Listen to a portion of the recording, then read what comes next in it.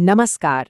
आज बात करते हैं एक ऐसी कहानी की जो आस्था यानी फेथ की जड़ों को हिलाकर रख देती है।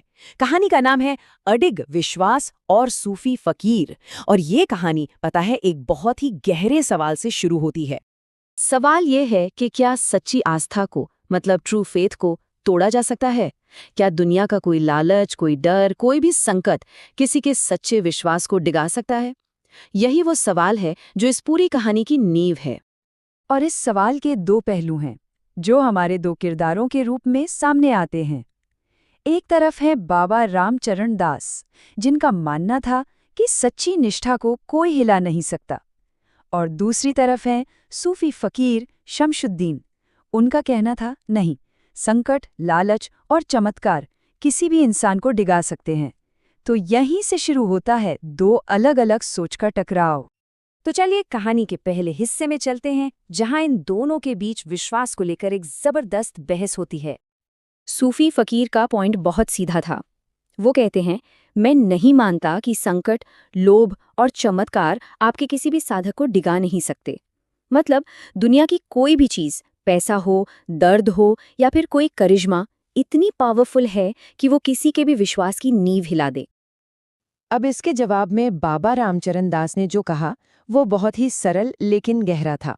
उन्होंने कहा, वह निष्ठा ही क्या जो डिग जाए। मतलब सिंपल है, अगर कोई चीज डगमगा गई तो वो सच्ची आस्था थी ही नहीं, बात ही खत्म। और बस इसी बात पर ये बहस सिर्फ बातों तक नहीं रुकी। अब ये एक असली परीक्षा में बदलने वाली थी, एक प्रैक्टिकल टेस्ट। यहाँ कहानी में एक बड़ा इंटरेस्टिंग ट्विस्ट आता है। सूफी फकीर कहते हैं कि चलो आपके सबसे पक्के, सबसे वफादार शिष्य का टेस्ट लेते हैं।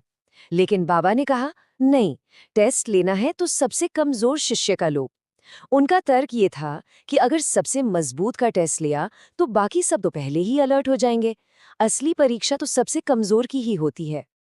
तो इस टेस्ट के लिए चुना गया लक्ष्मण दास को। और लक्ष्मण दास मतलब हर एंगल से सबसे कमजोर कैंडिडेट लगते थे। देखिए, वो अनपढ़ थे, ज्यादा पूजा पाठ भी नहीं करते थे। उनका पूरा दिन छोटे मोटे कामों जैसे गायों की सेवा करने में निकल जाता था। और तो और वो आश्रम में सबसे नए और सबसे जूनियर शिष्य भी थे। लक्ष्मण दास को देखकर तो सूफी फकीर को अपनी जीत का पूरा यकीन हो गया। उन्होंने बड़े कॉन्फिडेंस से बाबा से कहा, तैयार हो जाइए, आप एक शिष्य खो रहे हैं। और अब शुरू होता है कहानी का सबसे रोमांचक हिस्सा, वो एक के बाद एक मुश्किलें जो लक्ष्मण दास को तोड़ने के लिए खड़ी की गई। कुल मिलाकर 5 बड़ी परीक्षाएं थीं। सबसे पहले पावर और पैसे का लालच, फिर वासना का प्रलोभन। जब वो भी काम नहीं आया तो सामने आई मौत की धमकी। उसके बाद जिस्म को तोड़ देने वाला दर्द, और आखिर में सबसे बड़ा लालच, चमत्कारी शक्तियों का। तो पहली परीक्षा, लक्ष्मण दास को ऑफर दिया गया कि वो 5000 सैनिकों की एक टुकड़ी के कमांडर बन सकते हैं, एक शानदार महल में रह सकते हैं। सोचिए, जबरदस्त ऑफर था। पर लक्ष्मण दास पर इसका जरा भी असर नहीं हुआ।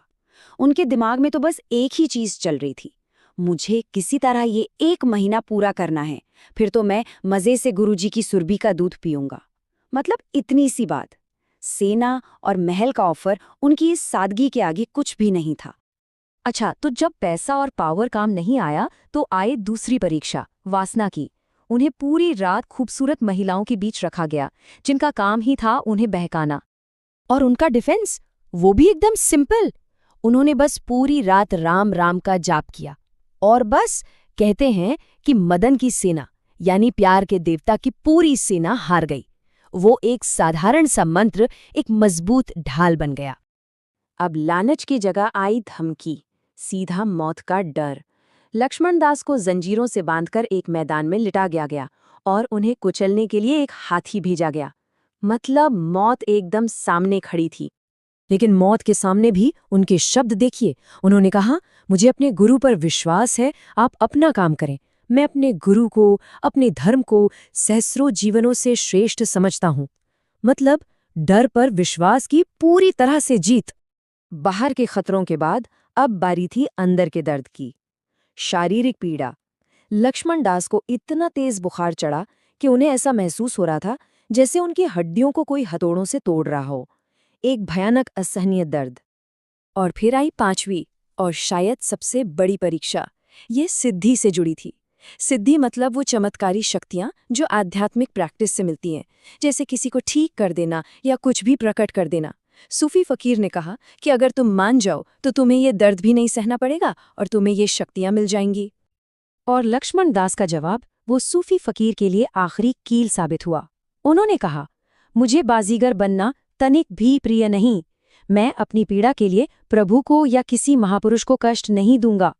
जरा सोचिए, उन्होंने सिर्फ शक्तियों को ही नहीं ठुकराया, बल्कि अपने दर्द के लिए किसी से मदद मांगने तक से इनकार कर दिया।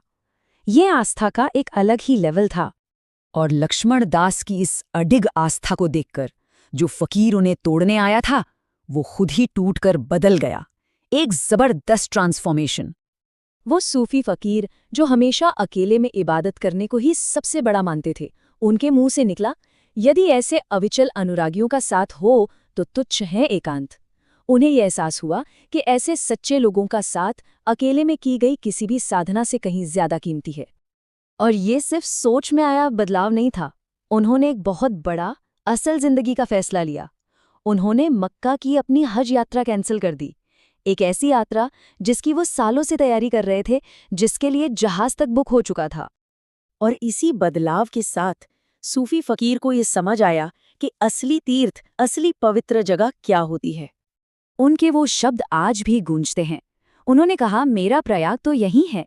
उनका असली तीर्थ, उनका प्रयाग अब मक्का नहीं बल्कि बाबा रामचरण दास और उनके शिष्यों का वो छोटा सा आश्रम था। अब इस बात का वजन समझिए। प्रयाग हिंदू धर्म की सबसे पवित्र जगहों में से एक है, जहां पवित्र नदियां मिलती हैं। तो एक सूफी फकीर का उस छोटी सी झोपड़ी को प्रयाग कहना, ये दिखाता है कि उनकी नज़रों में उस जगह का मर्तबा कितना कितना बड़ा हो गया था।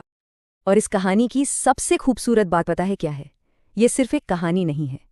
आज भी भले ही बाबा की झोपड़ियां वक्त के साथ खत्म हो गईं, लेकिन सरयू नदी के किनारे उस सूफी फकीर की बनवाई ईंट की कुटिया के खंडहर वो आज भी मौजूद हैं। इस पूरे बदलाव का एक जीता जागता सबूत।